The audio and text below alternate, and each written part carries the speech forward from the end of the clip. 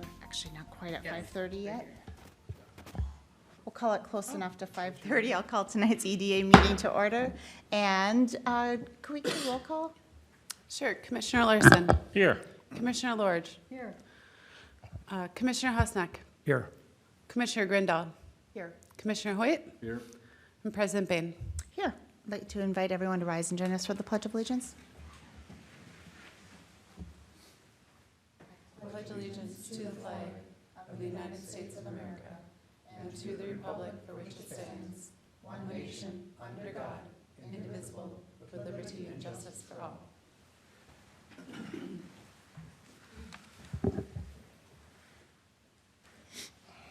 Just quick administrative note, I'd just like to take a moment and recognize our interim administrator, Christina Hant, and this is her first EDA meeting and opportunity to welcome her.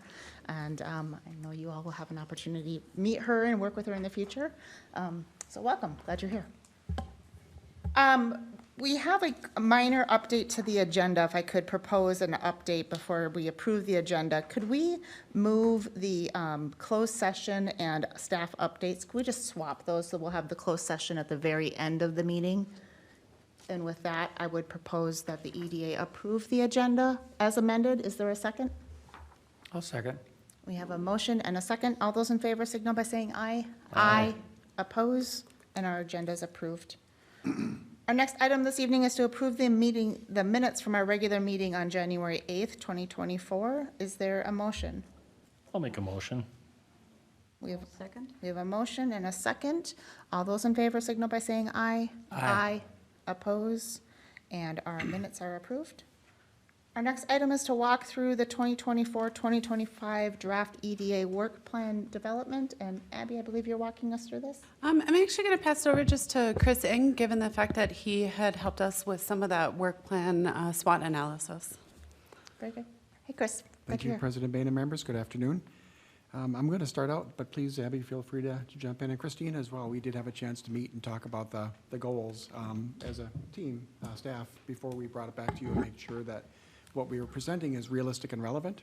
And I know just to start out with, we started back in October with a SWOT analysis, and then we listed the goals in December. And then we were going to come back in January, but we're going through a little bit of a transition now. So I want to make sure that when we produce these goals, they're still relevant and realistic, and truthfully that we can get to all these goals. We want to be able to come back and check off the goals as we accomplish them. So that you're going to see some deliverables and some action steps, but please feel free to provide any feedback. If we didn't hear what you were trying to convey during the planning part of this, please let us know and we can modify this as we go. Okay, with that being said, I'm just going to jump right into the goals. The first goal, and these are not in order, these are just goals that we're going to accomplish over the next 2 years, so 24, 25, and then probably re-evaluate this in January of 26 again. So goal number 1, review public finance assistance policies and procedures, and then make recommendations to the City Council. There's really a couple different components there. We're going to be looking at the business subsidy policies, the tax increment financing policies, the tax abatement policies, and then any other incentive policies that we've already started to talk a little bit about, for instance, forgivable loans, those types of things. And we'll continue to work on those throughout the year. By the end of this year, we should have all of those approved, or at least have recommendations made to the council for consideration and approval. And there really isn't any cost for that, it's just staff time. The next action step under that goal is to work on identifying potential uses of the new housing funds. We anticipate, and Abby, correct me if I'm wrong, somewhere in the range of about $300,000 will be coming to the city for housing purposes. And so one of the things that the EDA will be asked to do is to decide, how do we want to use those dollars? What is the best use of those dollars? And that will require some policies and some consideration that the EDA will make to the City Council. Did I miss anything, or did Abby and I not capture what you were thinking about when we were talking about that particular goal? Okay. All right, I'm going to move along then to goal number 2. And goal number 2 was to do some studies and look for additional opportunities for growth. We did kind of combine some of these. If you remember the goals upstairs when we did our work session in December, we listed a whole bunch of things and then we ranked them. And what we tried to do is combine the ones that were similar in nature and come up with a goal and then build action steps and deliverables around that goal. So the first action step within this goal is to look at the Southwest area look at some infrastructure studies, do some planning, some potential developments.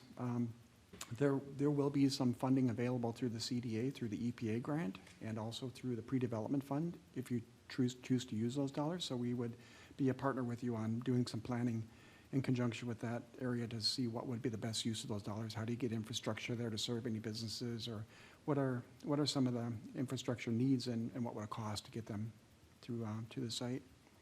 So that one, we anticipate that will start in the first quarter of 2024, and we think that probably sometime mid-year we should be complete with that goal.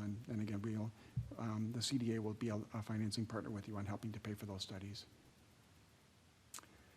The next action step is to refine and promote and implement the downtown plan. We did a really good job getting started, but there's some additional work to do, and that did come up as a pretty high priority in the ranking system. So we want to make sure that we're addressing those needs and identifying opportunities going forward.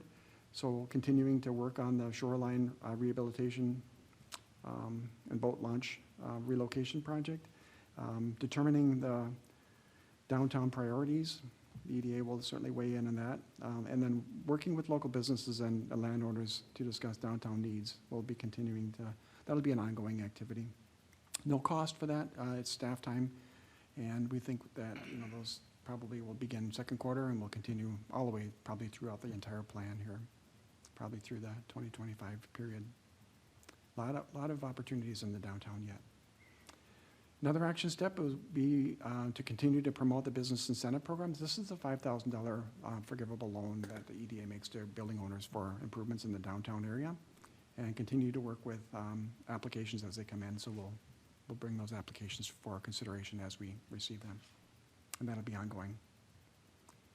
Do we miss anything in that area, overall goal, that you want to touch on?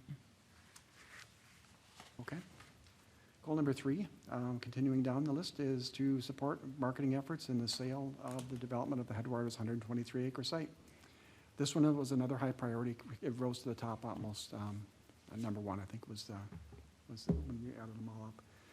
So we'll look at bringing, maybe through some type of a working session or strategizing session, work group, whatever you call it, but defining and building consensus. What do you want this to look like? What does success look like on that 123 acres? We've talked about it being, used for commercial purposes for technology businesses, like a data center, for example. Is that still the goal of the EDA and the City Council? And then if it is, making sure that we're building consensus around those goals and making sure that everybody's on the same page. Is there another opportunity? Is there something else you want to look at completely different than what we've talked about? Those will be something that staff will work with you on to define those goals and define what success looks like in that area. The EDA will conduct an RFP once we've determined what the vision is for that area, what the goal would be for that 123 acres. Then it's really easy to conduct an RFP, to send out RFPs to developers and site selectors and builders and realtors and say, if you know of people that are interested in partnering with the city to help us develop and sell this land, would you come forward with a proposal? And then it's up to the EDA and the City Council to review the proposals, select a development proposal that you really like, and then certainly see if you can work through that to make it happen. So we're anticipating that will be second quarter, third and fourth quarter of 2025. So that's out there a little bit. So there's some planning that has to happen first. And then I think, if I remember President Bain, you might have worded it better than I did, but to have that property sold, I think, in 3 years was one of the main goals. And so that's kind of where we're trying to get to, but we got to make sure that we're building consensus and making sure that the vision is common and everybody's got on the same page. Okay, and then the next action step, continuing right now anyway to market it to technology businesses like a data center or high-tech manufacturing type company. High wage paying jobs is what we're looking for right now. So continuing to work with the Minnesota Technology Corridor on the marketing, and that will involve going through different opportunities, including the Minnesota Real Estate Journal. There's a data center summit coming up in a couple of months. There's a land development summit. There's Industrial Development Summit coming up in November, and then in October is the Minnesota Commercial Realtors Association is having a annual expo in Minneapolis, and that is usually well attended, so we'll bring information and literature, and if you want to have a banner or some information at a table, we certainly would be willing to hand that out on the Minnesota Technology Corridor, and the opportunities are available. And by the way, this is the only publicly owned site in the Minnesota Technology Corridor, so this is you're in a good position, I think, to market that property. All right, and then the next action step is to partner with the Washington County CDA on real estate development conferences, and we just talked a little bit about some of those ones that are coming up. All right, so one more thing I do want to mention is that we did talk about expanding events as one of the goals, and Abby, do you want to touch base on that one? I believe you've talked to Nanette from the chamber about the chamber doing some of those expansion goals, but certainly having an opportunity for the EDA members to weigh in on how you want to be involved with those as well. Sure, I know that the EDA is mentioned, and then also in the downtown plan, the just additional programming throughout the community, the downtown area, expanding events. The city staff has been looking at events over the last year. We do actually have right now about 35 public events throughout the city throughout the year that do take considerable public resources. And so as the city continues to look at what those events are and how we can help facilitate events in our community, staff was a little leery to have a goal of continuing to create more. Instead, what we're doing is we're looking at some of the opportunities for refining our policies and procedures for review, looking at how we can partner. And one of those ways that we've even just partnered in the last year is with the chamber and their new website, and making sure that our community events are getting promoted throughout the community and out into the, in the region. Also with the digital billboard, we've found that even our local events like Arts in the Park have just expanded exponentially. The amount of visitors have expanded exponentially. So we were a little reluctant to focus on a goal on events when there are other partners and other groups within the city kind of looking at those specifically. I'll continue to update you though as we work on that, city staff with the council. Exciting. If we missed anything or didn't capture some of the goals or action steps that you think should be included in here, now would be a really good chance for you to provide input, and we can certainly amend it and come back for final consideration at the next meeting. As we open that up, just to confirm, we're talking about a timeline for 2 years, right? 2024, 2025? Yep. So, And honestly, there's a lot in here in that 2-year period, so we're going to Right. be working hard to get this done in 2 years, so. yeah, I think it's just a great opportunity, and just process-wise, so the plan is, so you get input from EDA tonight on the plan, and then the plan goes to council for a working session, is that right as well? That would be the next step, is to bring the work plan at the council, or the EDA says, yep, this is what we'd like to do, go to the council and make sure that we're all on the same page, and we'd probably, I don't know if we need to bring a work plan back for formal, EDA, yay, we're doing this. But essentially after council's blessing, we'd start kind of working on how do we scope out some of these projects to make sure we can get them accomplished in the next 2 years. I think just from a point of practice, it's helpful for us to vote on that plan and to formally adopt that plan. Even though all of us in this room might be like believing we're all on the same page and working in the right direction, it does become a document that kind of memorializes the decision, puts it in black and white, and then certainly that plan can be adopted if there's other initiatives, but it forces us to weigh other initiatives to resources or what might need to come off the plan if we're going to shuffle some priorities. So I would encourage us, once we have council's feedback, to bring it back for formal EDA adoption.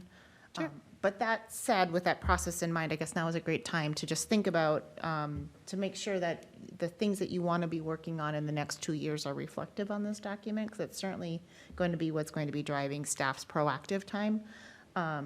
You'll note that in the plan, there's space for reaction to opportunities that come to us, but this would certainly reflect the proactive activities that staff is taking. So now's kind of a good time to just make sure we're aligned. So how are we doing on completeness? Does it seem like complete and prioritized? I think we got a good start. You don't want to overdo it and lose our goal, sight of our goal. So I think we had a pretty good start on things and it's manageable, something that we can achieve.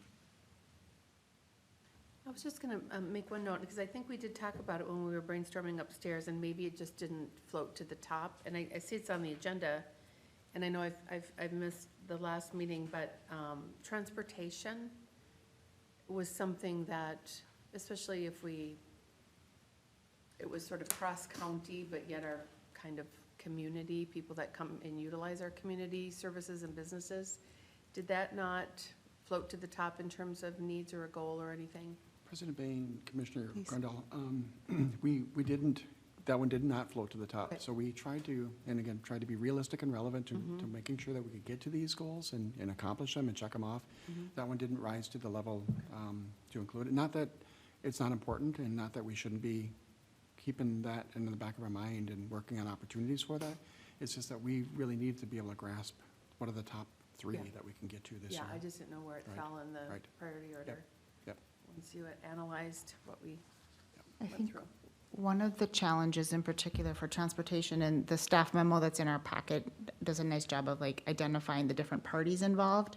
We're not a funding source to receive most of those regional, or any of those regional funds that, so it would be, you know, we can have a lot of motivation, but ultimately, the funding to what it would take, it would need to be general levy funded, and just such a gap from where we are that, I don't want to get ahead of Abby's staff report on this topic, but it kind of identifies also like the number of different parties that are involved, and I think we're a participant in that conversation, but actually having the ability, certainly the financial resources to drive it, we're really limited in what we're able to do.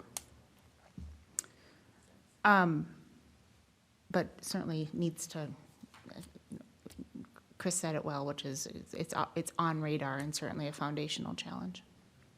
We're going to have a very similar conversation around housing, to be frank, but we've got at least got a little bit of state dollars now with some grant money to play with, but again, it's just the tip of the iceberg, so. Go ahead.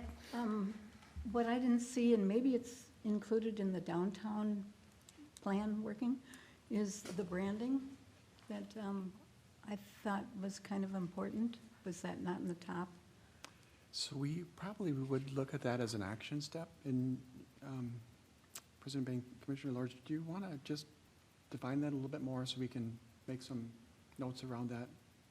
Yeah, What are you thinking? we were trying to figure out a logo or a slogan, continuity in road signs, street signs, something that makes us unique.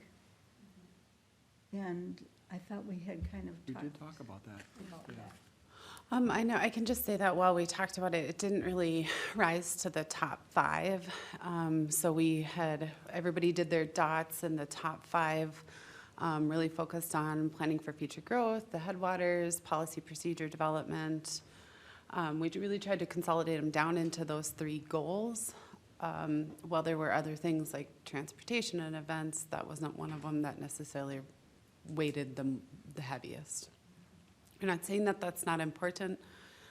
It's just right now, really focusing my efforts, because as a reminder, I am your only staff, to make sure that what we do in these next 2 years really do help set a good foundation and help kind of keep us moving in a way we can all agree with. So.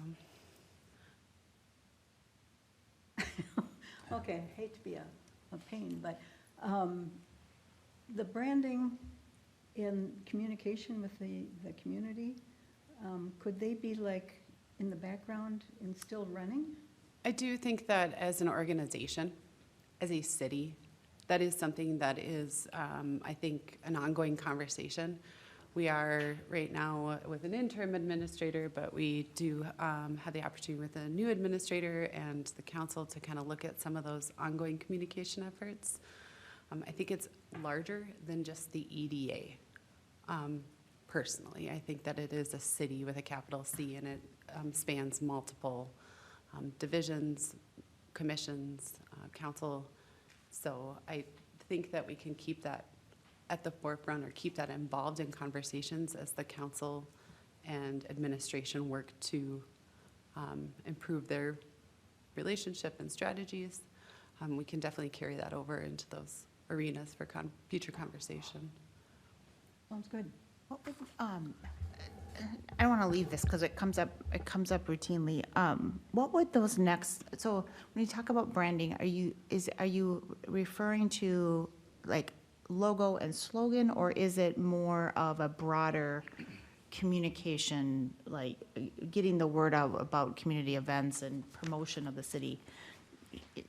It's like White Bear Lake does an excellent job, and so does Stillwater. You think of those towns, and you think of what the logo is for the town, and what's on the storefronts and the bridge, and you immediately think of those as a destination and something that comes to mind, and using that branding on the events.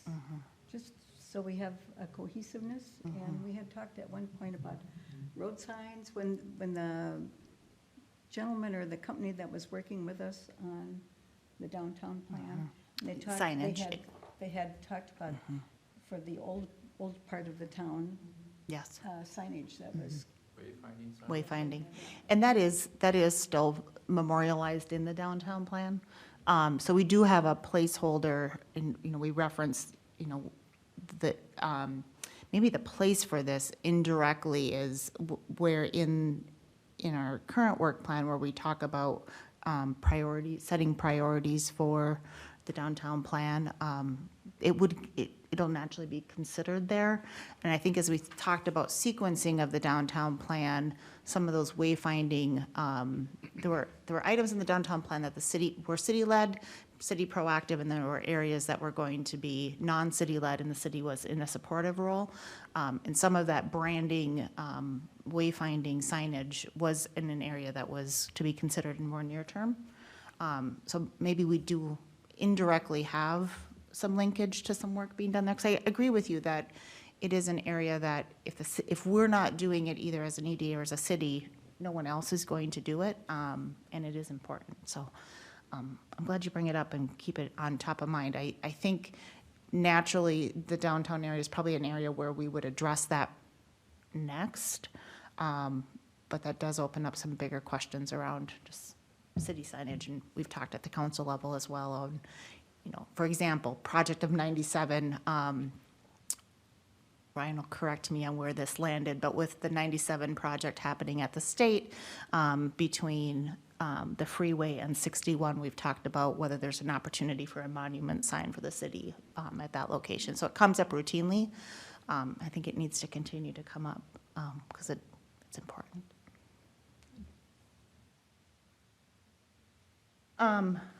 Other thoughts on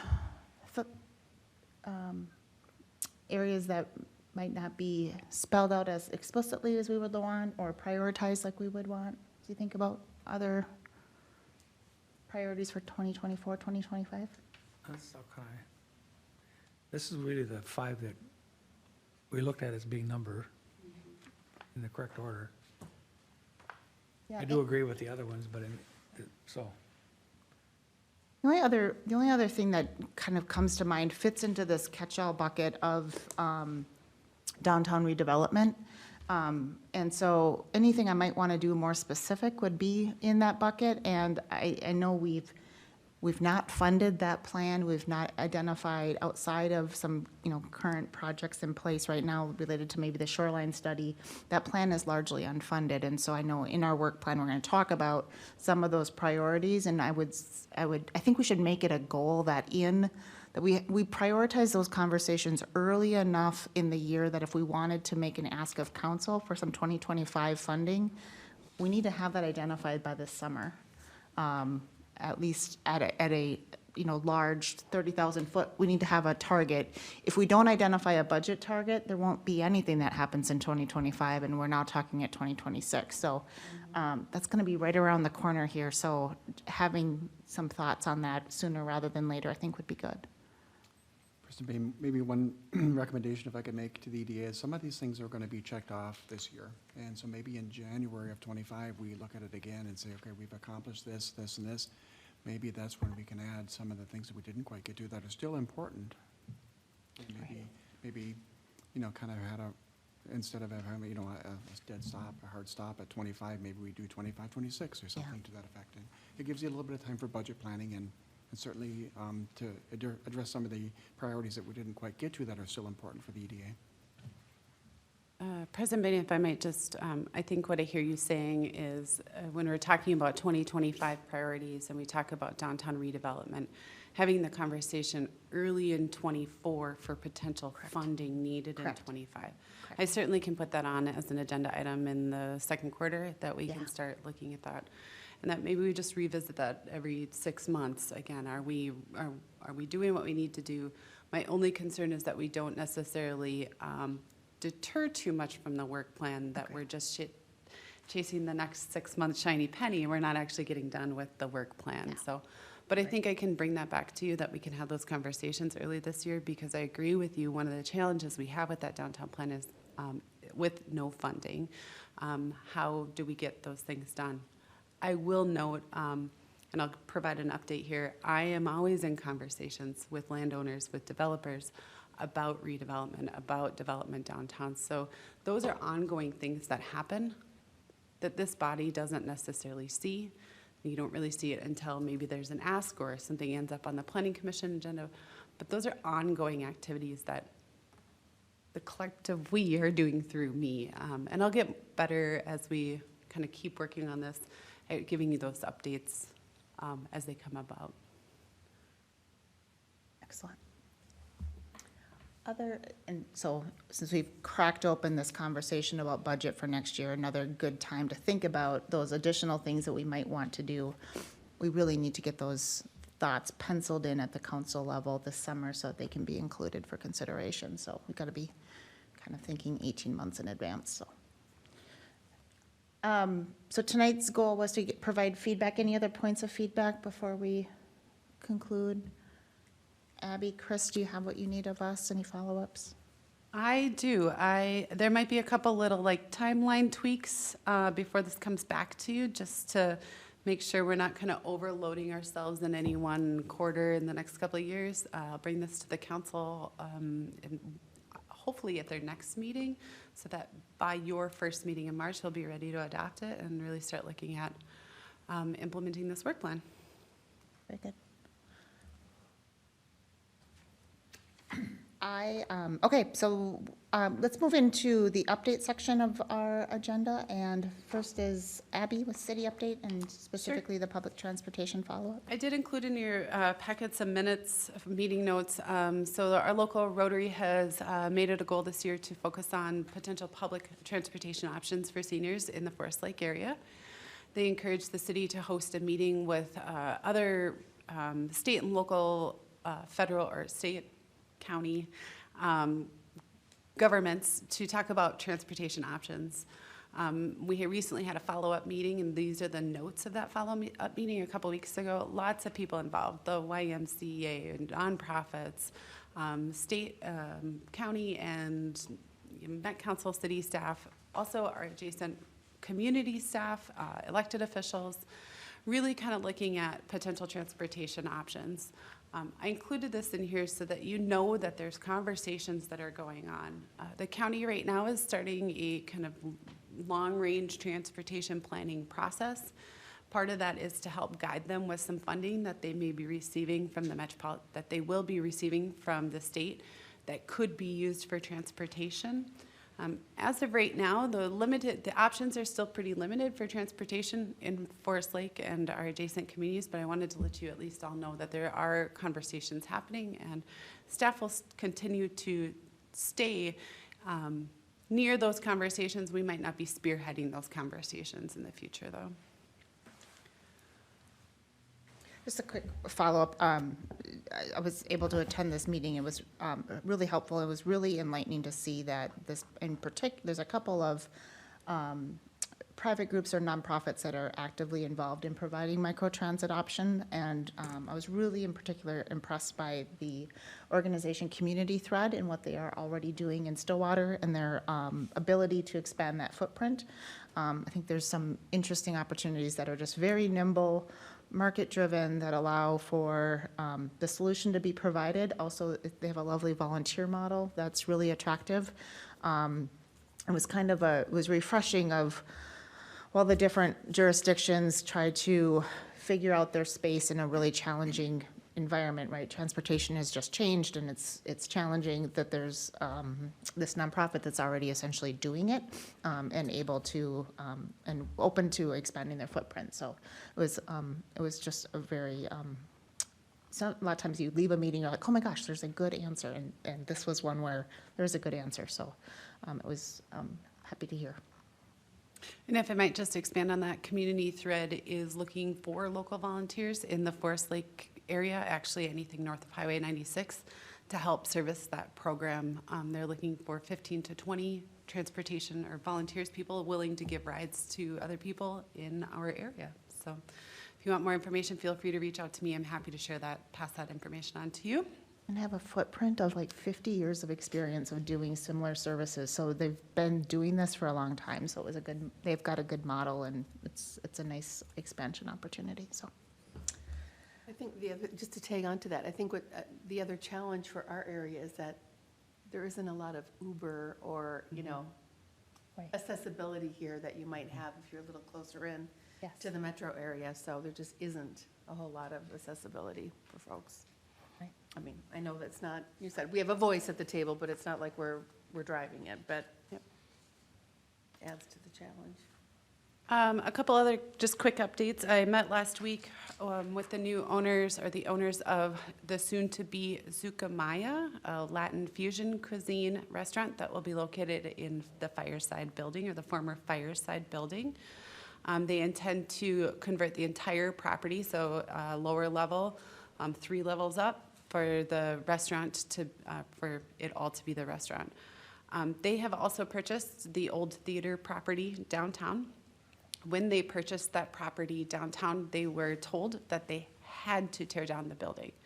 So I have met with them and told them that there was no order to tear down the building, but that there are some risks with them tearing down the building without another plan, and that we really want to make sure that we have a good, solid plan for what will be there afterwards. I think that they would really like to have the opportunity to open up what I will now refer to as the Zucamaya building instead of the Fireside building. But at the same time, they are open to potentially partnering if there are options for rehabilitation, redevelopment. I have put them in touch with some different points of contact that I have had in my past life working with development, as well as their neighbors on the other side, the little single-story building that Paddle North, or the owners of Paddle North, currently own. So I'm hopeful that there might be some partnership opportunities for redevelopment in this area. Know that they are aware that the condition of the building is of concern to the city and the community, city with a capital C, community with a little c, but that we want to be strategic because we could potentially help fund redevelopment there, or the demolition of the building, or when I say we could help by securing county or state funding for the redevelopment. But we want to make sure that that timing is kind of consistent with development approaches for funding. So thought I'd let you all know that. The only other thing I'd let you know, this weekend, Karen Moorhead, I see she's on the line today. Rotary plunges this weekend. That has been initially was approved by the council to be on ice. Unfortunately, emergency management had to revoke that approval, but they will be doing it in the parking lot near Lakeside Memorial Park. And then also to put on your future calendar, the city's Spring Fling event. That's a family-friendly, fun event located in the fire hall, is set for April 27th. So those are 2 community events coming up in the next couple months.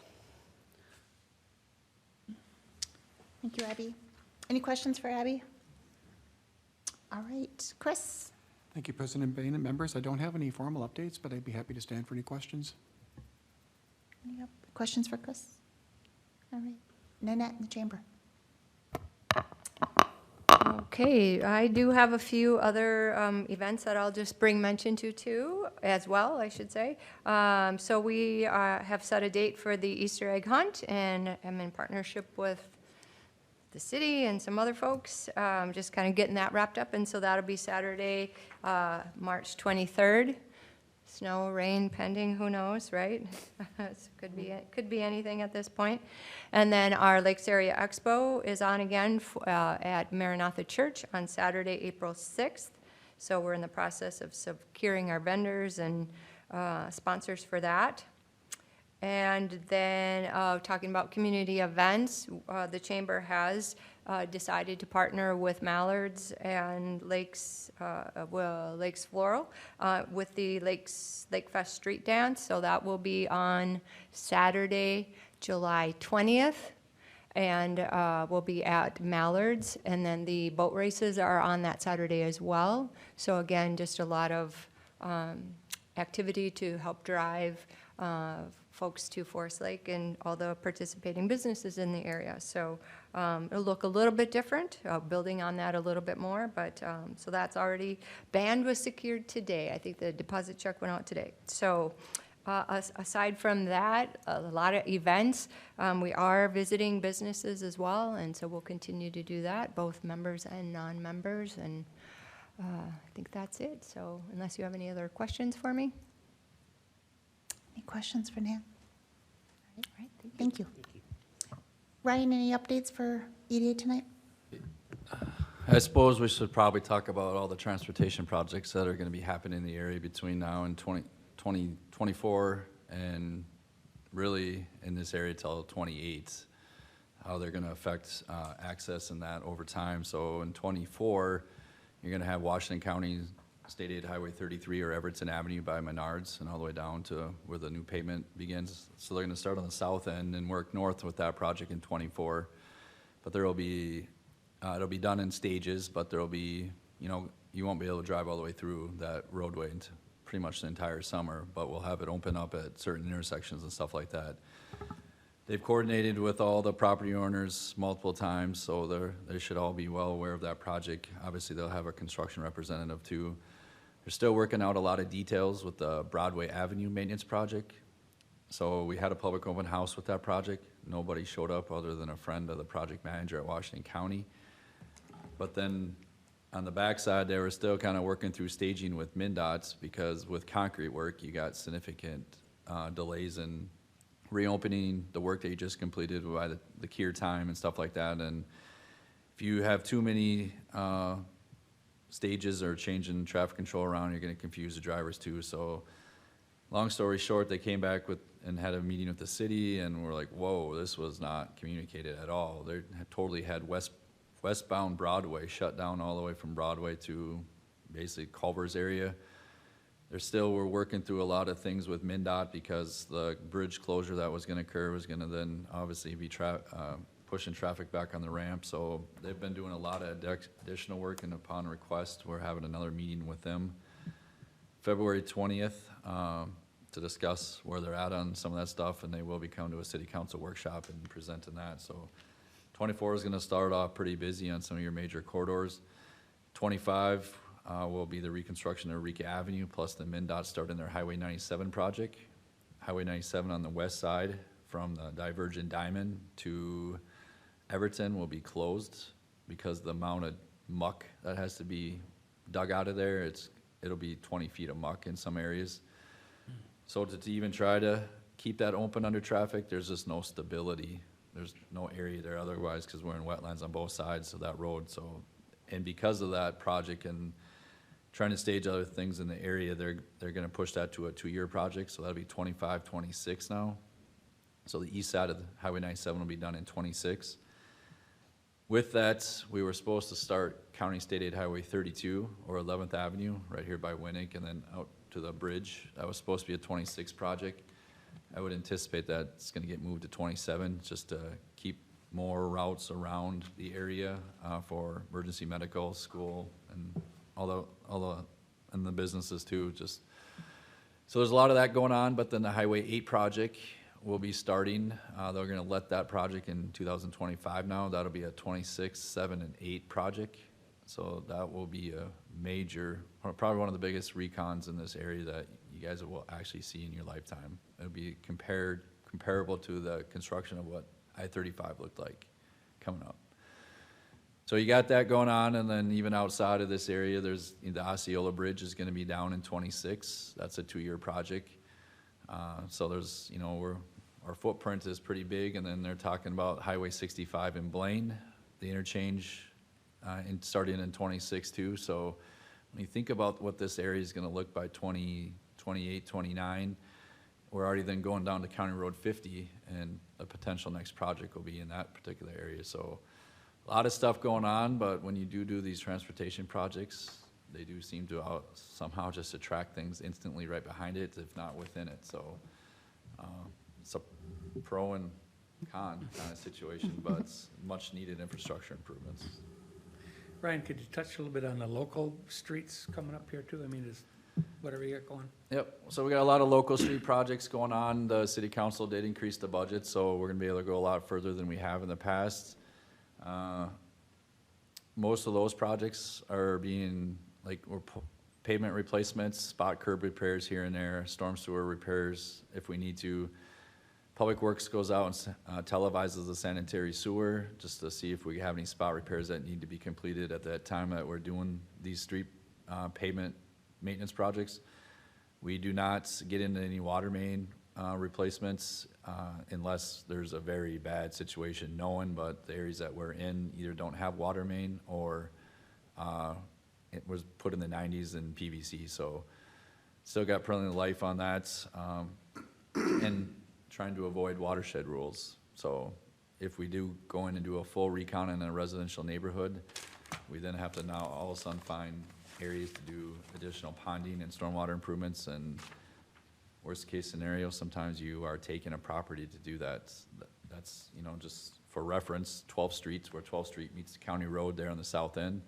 City in the past, when they were moving forward on a recount on 12th Street there in 2009, purchased those 2 homes and removed them, so that we'll have future ponding in that area in the future. So those are some of the things we got going on. The larger scale, the city's looking at some work along North Shore, but financing still to be determined. I think we're gonna talk about some of that tonight in the city council with legislative bonding priorities potentially.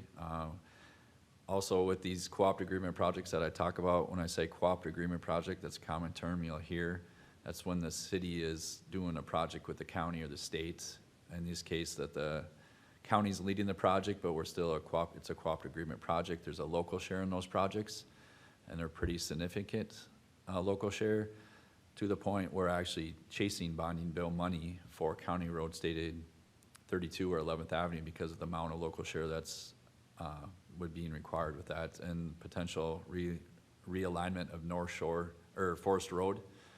Instead of coming out to the county road and then having only a right-in, right-outs as the county originally proposed and went through a bunch of additional public outreach, we're now proposing to realign that into a roundabout at 4th. So you would have a intersection improvement that would help the school district too to get in and out of traffic.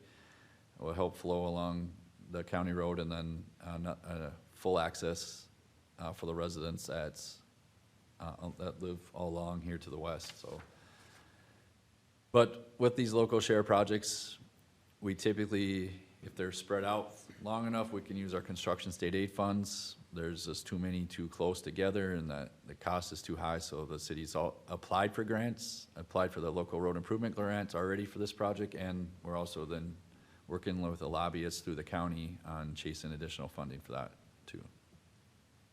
Appreciate it, Ryan, thank you. It was a lot. Any questions for Ryan on Yeah. specific to upcoming projects? All right. That being, I believe we're at the end of our planned agenda short of the closed session. Is that right?